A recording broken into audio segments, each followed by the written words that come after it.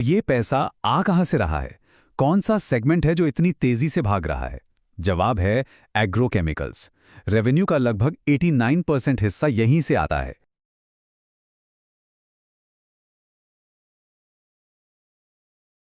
कभी सोचा है कि कोई कंपनी देखते देखते रॉकेट कैसे बन जाती है? आज हम शारदा क्रॉप केम की कहानी में उतरेंगे। एक ऐसी कंपनी जिसने हाल ही में अपने जबरदस्त प्रदर्शन से पूरे बाजार को चौंका दिया है। आइए देखते हैं कि इस ब्रेकआउट के पीछे आखिर है क्या। लेकिन हाँ, इससे पहले कि हम नंबर्स और चार्ट्स की दुनिया में खो जाएं, एक बहुत ही जरूरी बात है जिसे साफ करना जरूरी है। देखिए, यहाँ जो भी जानकारी हम साझा कर रहे हैं वो सिर्फ जानकारी और सीखने के मकसद से है। ये सारी जानकारी सीधे कंपनी की अपनी ऑफिशियल इन्वेस्टर प्रेजेंटेशन से ली गई है। एक बात बिल्कुल साफ कर दें, हम सेबी रजिस्टर्ड सलाहकार नहीं हैं और ये किसी भी तरह से कोई स्टॉक खरीदने या बेचने की सलाह बिल्कुल नहीं है। कोई भी निवेश का फैसला लेने से पहले अपनी रिसर्च करना सबसे सही रहता है। तो आज हम क्या क्या समझने वाले हैं? सबसे पहले हम शारदा के बिजनेस मॉडल को डिकोड करेंगे, फिर उनकी इस तूफानी ग्रोथ के पीछे के नंबर्स को देखेंगे। उसके बाद हम चार्ट्स पर नजर डालेंगे कि मार्केट इस सब पर क्या कह रहा है, और आखिर में कंपनी के भविष्य के प्लान्स पर भी बात करेंगे। तो चलिए सबसे पहले ये समझते हैं कि शारदा का बिजनेस मॉडल आखिर है क्या और क्या चीज इसे इतना खास बनाती है।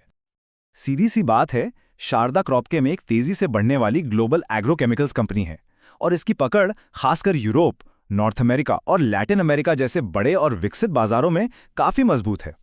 इनकी कामयाबी का सबसे बड़ा राज छिपा है इनके बिजनेस मॉडल में, जिसे कहते हैं एसेट लाइट मॉडल।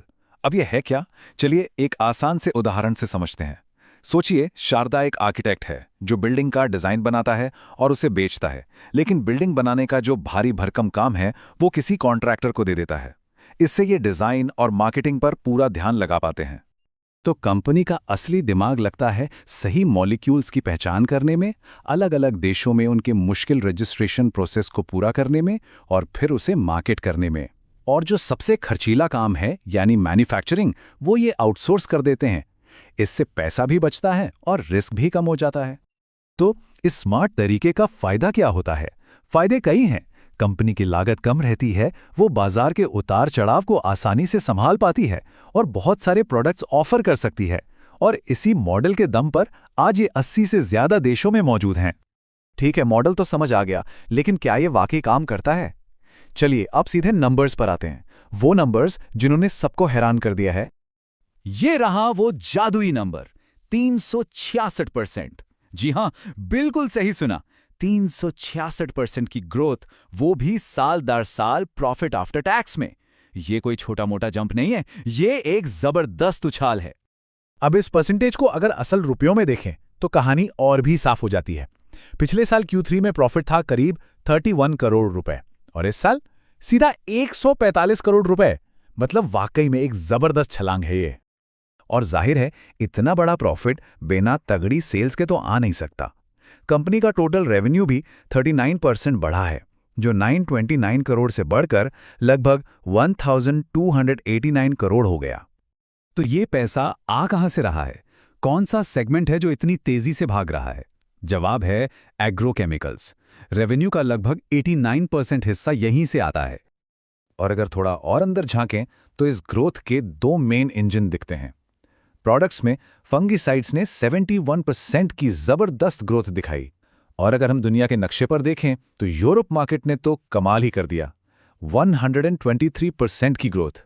यही इस तिमाही का असली हीरो रहा। तो फंडामेंटल्स तो काफी मजबूत लग रहे हैं, लेकिन मार्केट का क्या कहना है? चलिए अब जरा टेक्निकल चार्ट्स पर नजर डालते हैं कि वो क्या कहानी बता रहे हैं। चार्ट्स को देखें तो एक बात बिल्कुल साफ है, स्टॉक एक मजबूत अप ट्रेंड में है।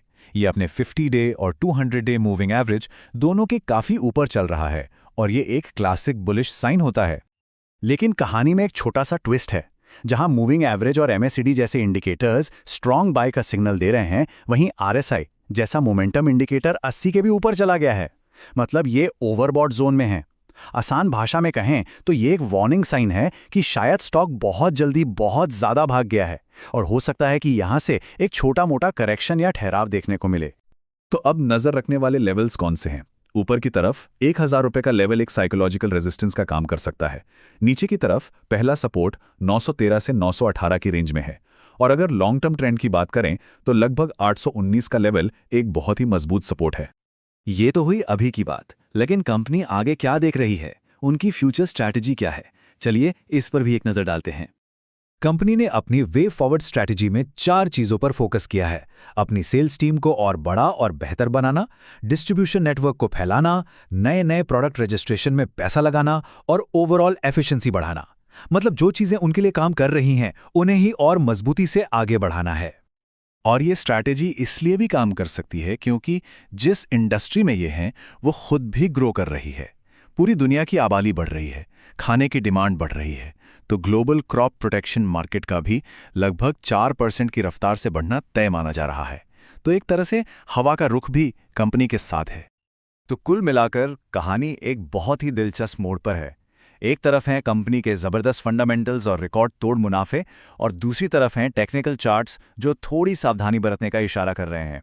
तो अब सवाल ये उठता है कि शारदा की अगली कहानी कौन लिखेगा, फंडामेंटल्स या टेक्निकल्स? इसका जवाब तो वक्त ही देगा। उम्मीद है इस पूरे विश्लेषण से कुछ नया सीखने को मिला होगा। अगर हाँ, तो इस कोशिश को एक लाइक ज़रूर दें और चैनल को सब्सक्राइब करना ना भूलें। और हाँ, अगर और भी गहराई से सीखना और चर्चा करना चाहते हैं तो डिस्क्रिप्शन में हमारे free WhatsApp group wish 100 crore का लिंक है, उससे जुड़ सकते हैं।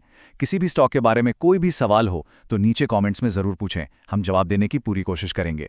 बहुत बहुत धन्यवाद और याद रखिए, ट्रेड विद डिसिप्लिन।